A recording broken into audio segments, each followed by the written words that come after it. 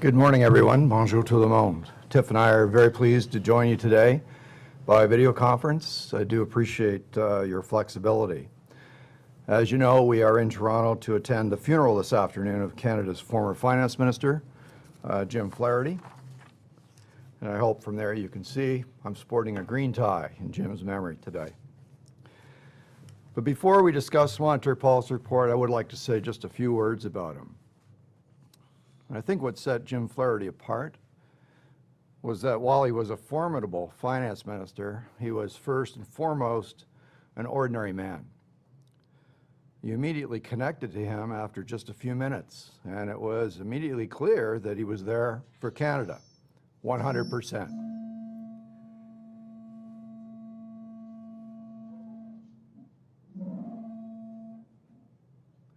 Sorry about that.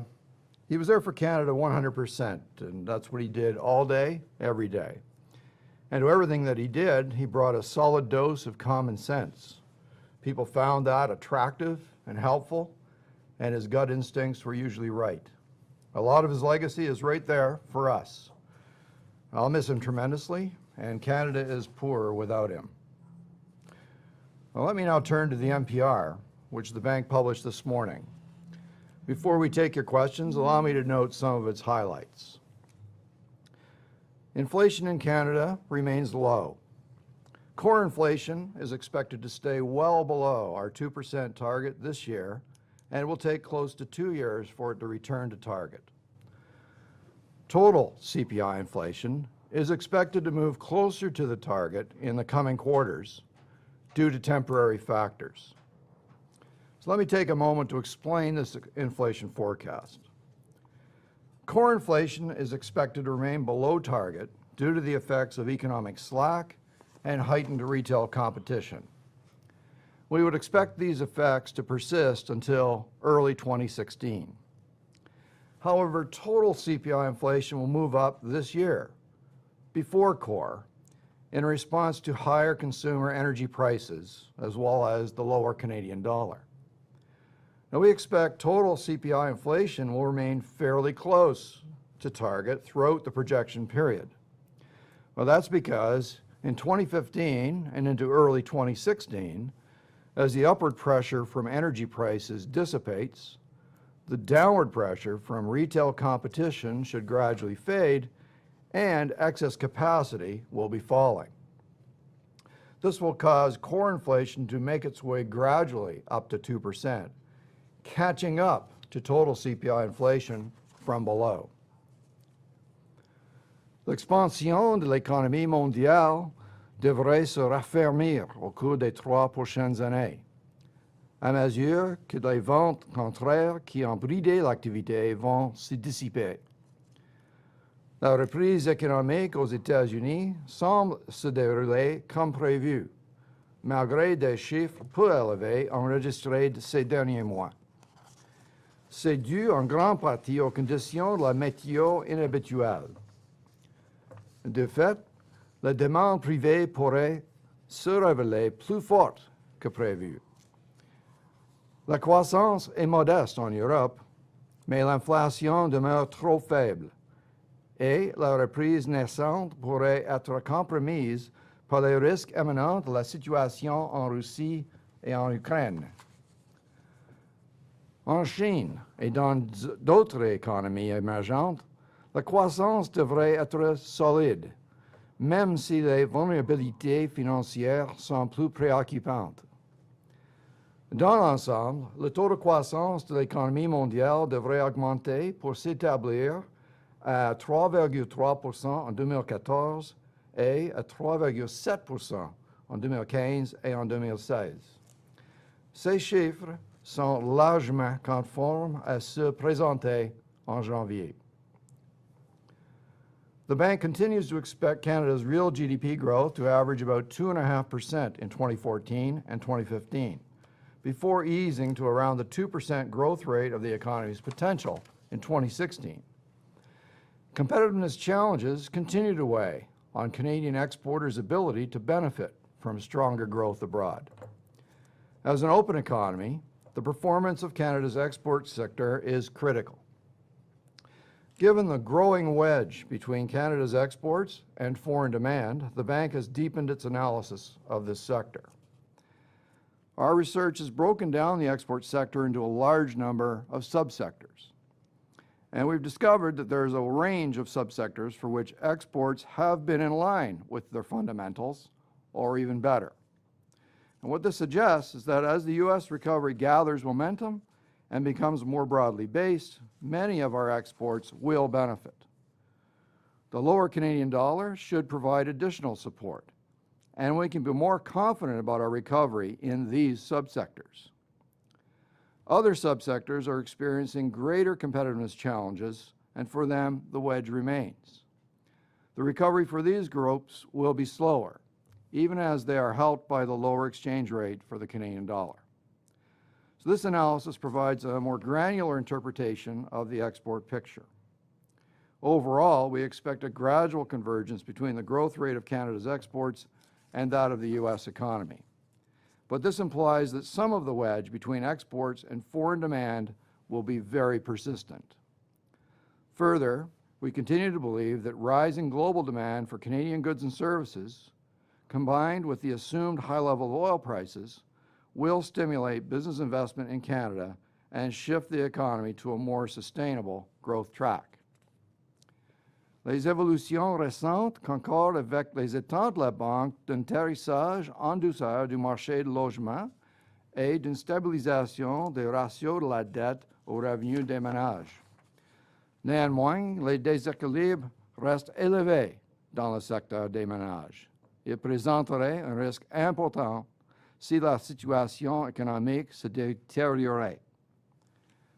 In sum, the bank continues to see a gradual strengthening in the fundamental drivers of growth and inflation in Canada. But this view hinges critically on the projected upturn in exports and investment. With underlying inflation expected to remain below target for some time, the downside risks to inflation remain important. At the same time, the risks associated with household imbalances remain elevated. And the bank judges that the balance of these risks remains within the zone for which the current stance of monetary policy is appropriate, and therefore has decided to maintain the target for the overnight rate at 1%.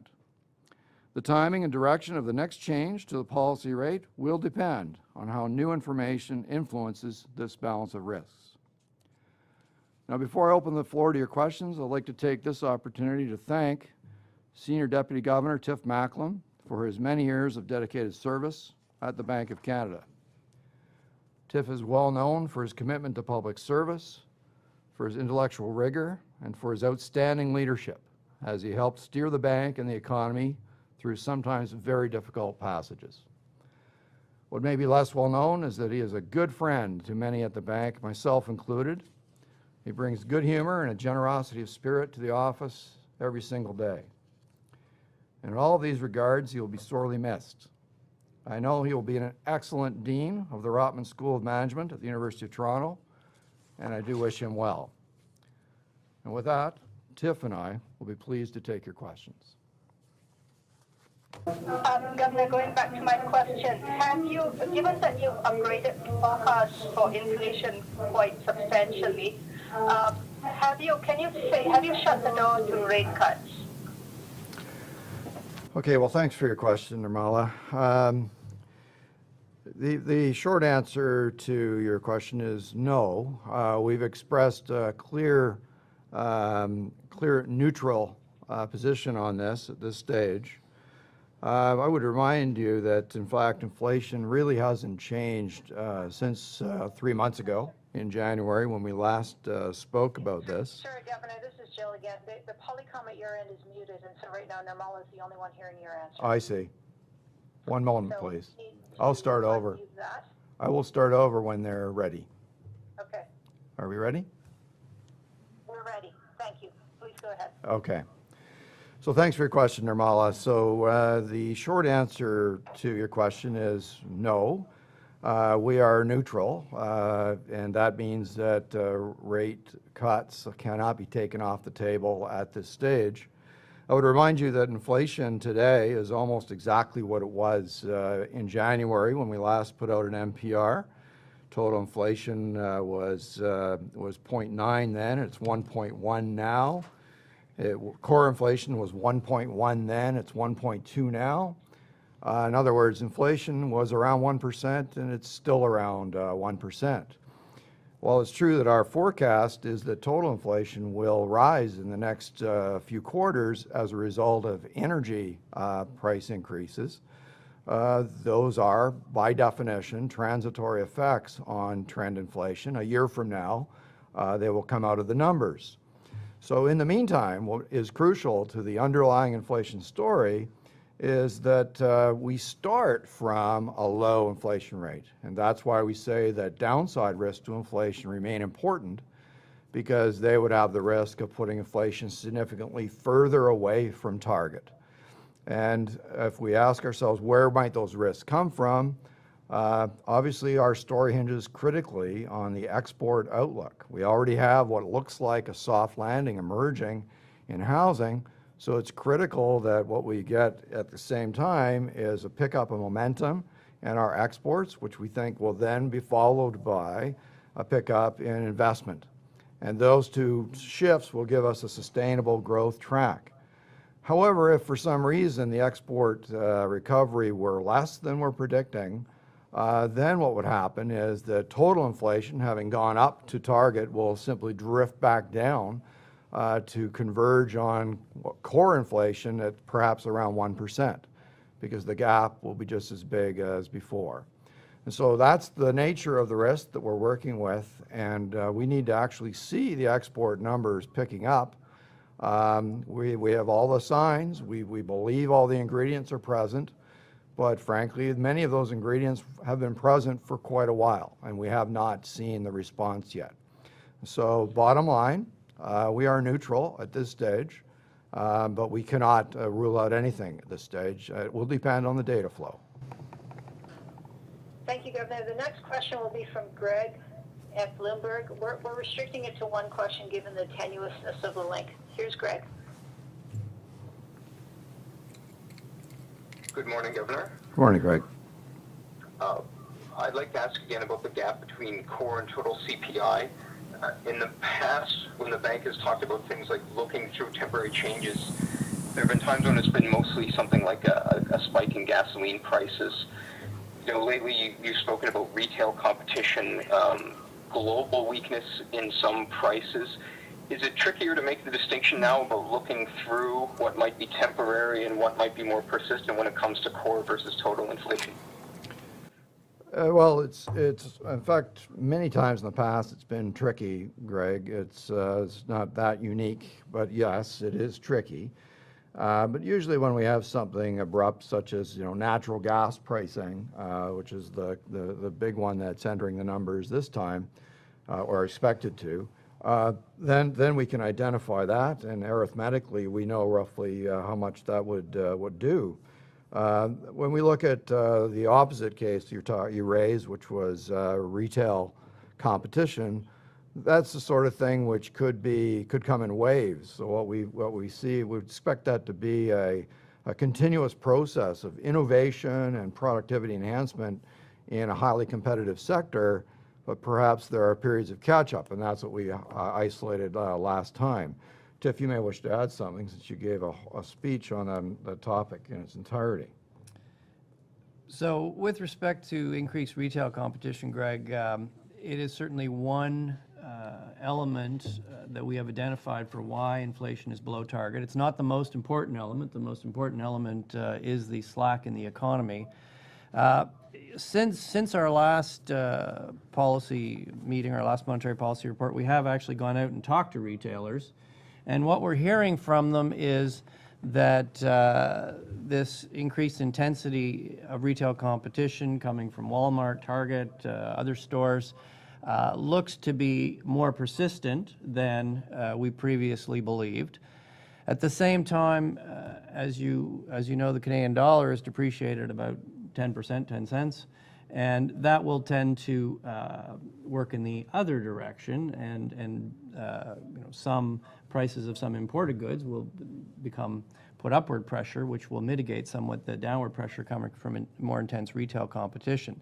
That's all built into our outlook, and going back to what the governor was stressing, underlying inflation, core inflation is low, 1.2%, and we expect it to remain low for some time until those competition effects wane and the output gap starts to close. So there is a lot going on, but we've looked at it carefully, and we think we've got a good handle on it. Thank you, Tiff and Governor. The next question is from Randall from Reuters. Hello, Governor and Mr. Macklem. I have a question regarding the Canadian dollar.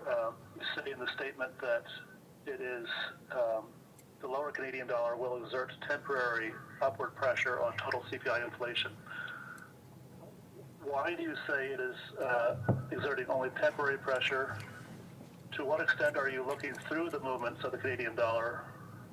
And is the level of the Canadian dollar still impeding the rebalancing of demand towards exports? Okay, well, thanks, Randall. Well, the Canadian dollar, when the Canadian dollar moves as it did in recent months, will lead, in theory, to some rises in imported prices, and that is a one-time effect. So once the dollar has gone down and it stays there, then prices go up once and for all to the extent that market conditions will bear. And so you get inflation going up, but it's a temporary effect, because 1 year later, the year-over-year growth rates on inflation go back down to whatever the underlying trend is, of course, assuming that the dollar stayed approximately where it was. What we're hearing from our conversations with companies is that it's so competitive right now, it's proving extraordinarily difficult to actually pass through those increases in costs that may be coming from the lower Canadian dollar. So it's a bit of a judgment call how much we're going to see, and whether we'll see it all at once, or more. What is more likely, I guess, is that it'll be spread out a little through time. So I think that's a long way of saying to you that this one is not exactly a mechanical arithmetic exercise, but that's the gist of why it would be considered temporary in terms of our year-over-year growth rates in prices, therefore the inflation rates that we monitor. As for the level, well, I would not comment on whether the level of the dollar is appropriate in any way. Only to say that the reason the dollar is discussed in various ways in the monetary policy report is pretty simple. It's something that moved significantly over this period, and so it bears analysis for us to understand how its effects will operate, whether through real decisions by companies or pricing decisions. And of course, real decisions by foreigners who are considering buying Canadian goods as opposed to some other country's goods.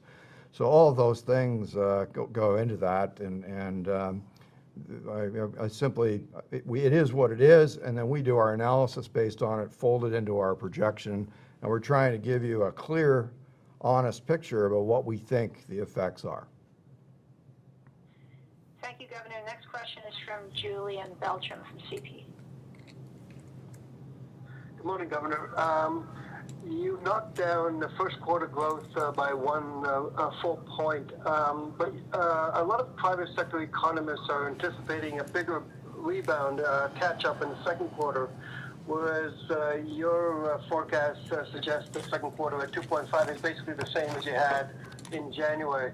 Why don't you see a bigger rebound in the second quarter, catching up for what was lost during the winter? That of course remains in play, Julian. Every day it seems we get some no data point which causes us to go one way or the other, and it's always this way.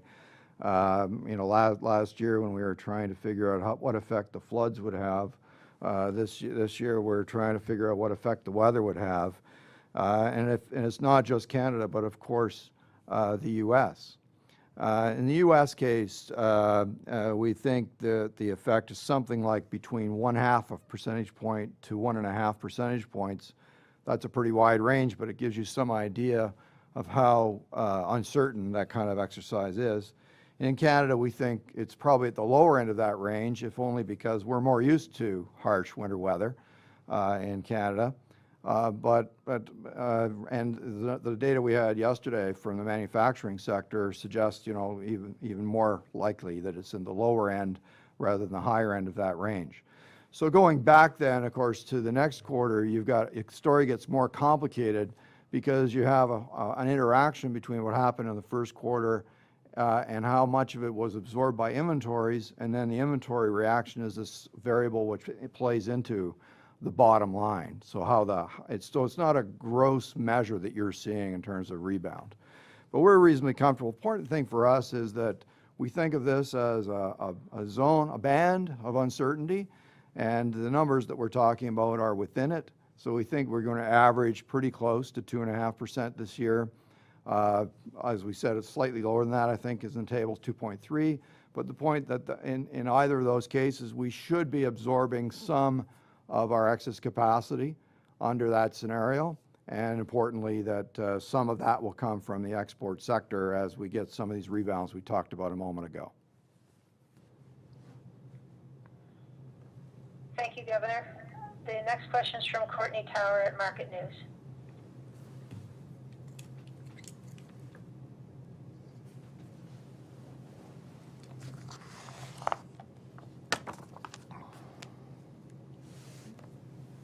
I'm sorry, I'm not hearing Courtney's question.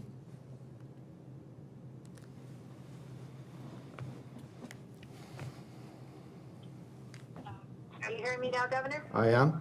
Okay. Courtney, just there. Okay, you're good. You may have answered some of this, Governor, because I couldn't quite hear. I wanted to return to retail. What makes you so sure that the effects will dissipate over the horizon? Are we not on an ineluctable downward trend in that regard? I shouldn't say downward, but increasing competition. And will prices tend to go upwards toward the Canadian level from the foreigners, or will they drive the Canadian prices down?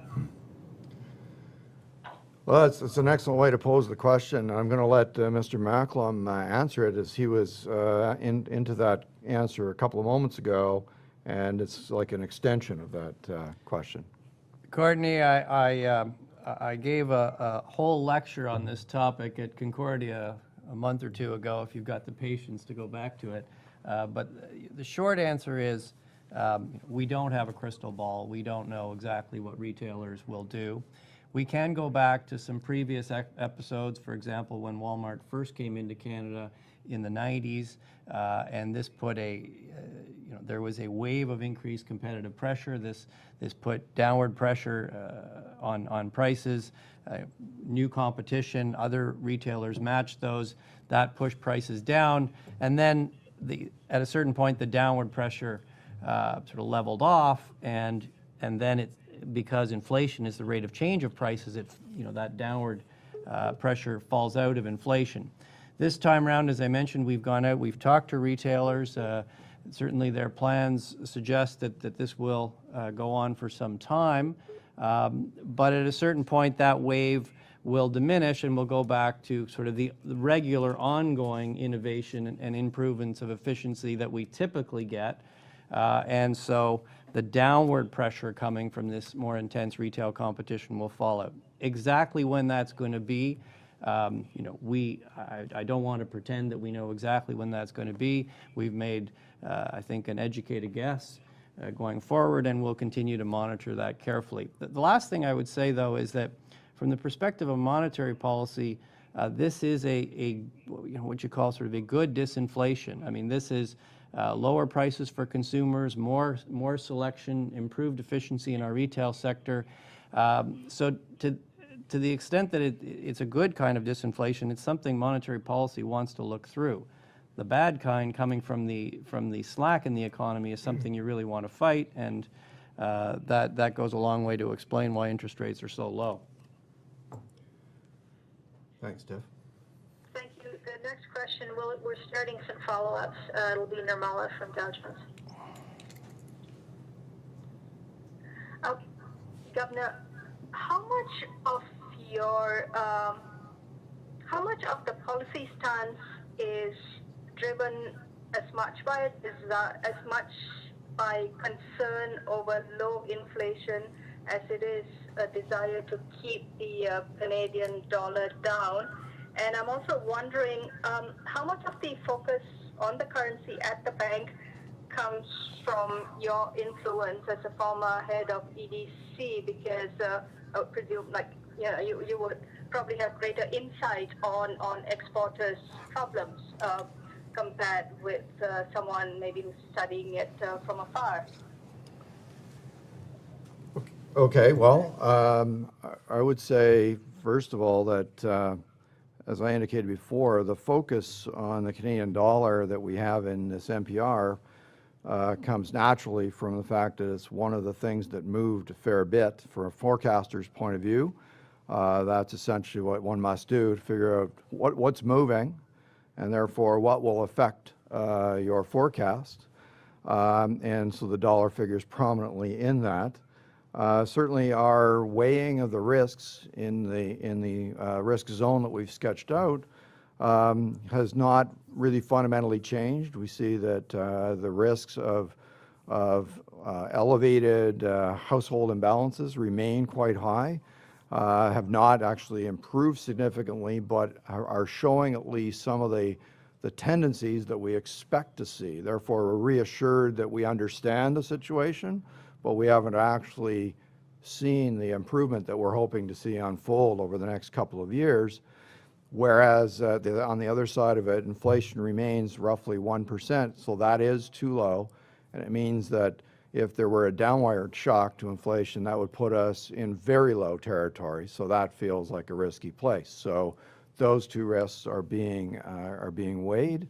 And that's being transparent with you and with the market, so they understand the issues that are on our minds, and that fundamentally the real side of the economy is what will help close the gap, and that's going to come from the exports and the follow-through investment. In terms of my time at EDC and how that may have influenced me, of course, my time with companies, my familiarity with the issues and how they plan their business has given me a network, people to talk to, and has really helped me with my my consultations. And so those things together give us clues about how far down to dig to understand why the export sector may be behaving in the way it is compared to our models. We've talked about the growing wedge between foreign demand, and mostly U.S., but other countries, and Canada's exports.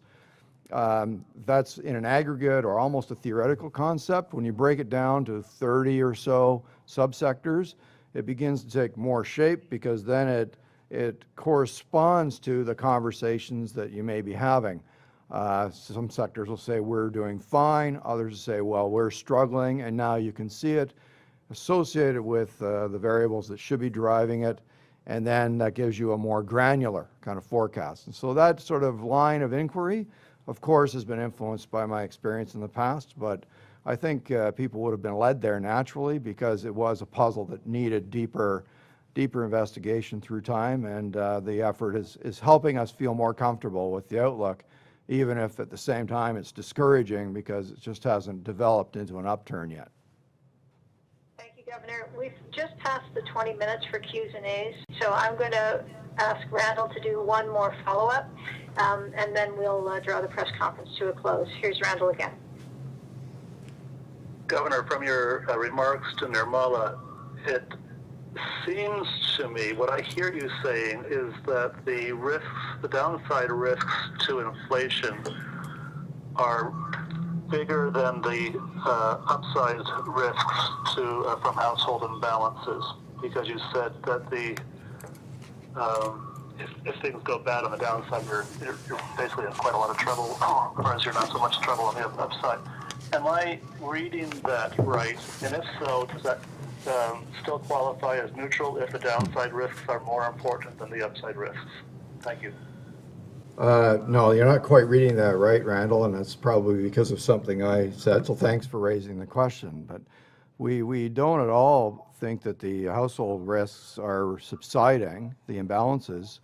In fact, they're just as elevated, so slightly, frankly, slightly more elevated than they were, say, 3 or 6 months ago.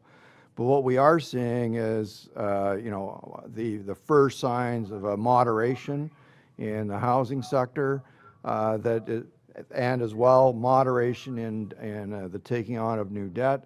Those are key ingredients to easing those risks. But the risks primarily stem not from a self-contained risk, but rather the risk of what would happen if there were a new shock to the economy. So a shock where Canadian growth underperformed, or there was a deterioration in the economy, such as, for example, we talk about the geopolitical risks coming from the Ukraine-Russia situation, perhaps affecting Europe, which has a fragile recovery, perhaps thereby affecting the global recovery. Those kinds of things are the things that, you pay us to worry about. And so when we look at that, we say, well, household imbalances risks are pretty elevated, and if something like that were to happen, that would be a significant problem up there. At the same time, that same sort of risk would cause inflation, our outlook for inflation, to be dampened down and give us a risk of inflation going even below the 1% range. And then we introduce issues around expectational drift and how long does that persist and all that kind of thing. So I hope I'm giving you a fuller picture, which sounds, it's not balanced in the sense of arithmetic. I can't, put the decimal points on it, but in the way we feel it, those two things are quite big, and they're on two sides of the coin. And that leads us to be in that neutral zone, and we have to continue to disentangle the short-term and long trend effects in the data to make sure we understand what's going to happen a year from now, let's say, so that we've got policy positioned in a way that minimizes risks to the Canadian economy.